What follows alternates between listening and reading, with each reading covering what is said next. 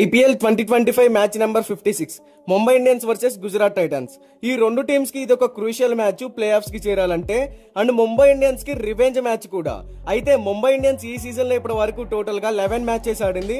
అందులో 7 మ్యాచెస్ లో విజయం సాధించి పాయింట్ల పట్టికలో థర్డ్ ప్లేస్ లో ఉంది. హార్దిక్ పాండ్యా కెప్టెన్సీలోని ఈ జట్టు ఈ సీజన్ ను ఓటమిలతో ప్రారంభించిన ఆ తర్వాత ఓటమి అంటే ఏంటో తెలియకుండా వరుసగా 6 మ్యాచెస్ లో విజయం సాధించి అన్బీటన్ గా మారింది. ఫస్ట్ హాఫ్ లో పాయింట్స్ టేబుల్ లో అట్టడుగున ఉన్న ఈ టీం సెకండ్ హాఫ్ లో చూసేసరికి టాప్ ప్లేస్ లోకి ఎగబాకింది. అడ్డొచ్చిన ప్రతి టీం ని తమ strong batting and bowling lineup తో మట్టి కరిపించారు. మరోవైపు గుజరాత్ టైటన్స్ ఈ సీజన్ లో 10 మ్యాచెస్ ఆడింది. అందులో ఈ టీం కూడా 7 మ్యాచెస్ లోనే విజయం సాధించింది. కానీ ఆ టీం పాయింట్స్ టేబుల్ లో 4th ప్లేస్ లో ఉంది. సో ఈ టీం నెట్ రన్ రేట్ అనేది Mumbai Indians team net run rate కన్నా తక్కువగా ఉంది కాబట్టి 4th ప్లేస్ కి అంకితమైంది.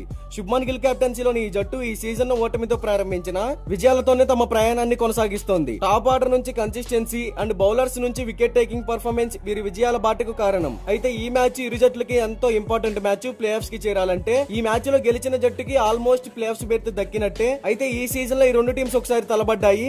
ఆ మ్యాచ్ లో ముంబై టాస్ గెలిచి బౌలింగ్ ఎంచుకోగా బ్యాటింగ్ చేసిన గుజరాత్ టైటన్స్ 197 పరుగుల టార్గెట్ ని ముంబైకి ఇచ్చింది.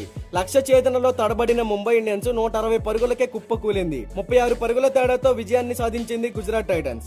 అయితే ఈ మ్యాచ్ లో గుజరాత్ టైటన్స్ ని ఎలాగైనా ఓడించి రివెంజ్ తీర్చుకోవాలని ముంబై ఇండియన్స్ ఎదురు చూస్తుంది. ఇక ఈ మ్యాచ్ మనకి మే 6వ తారీఖు సాయంత్రం 7:30 వాంఖేడే స్టేడియం ముంబైలో జరగబోతుంది.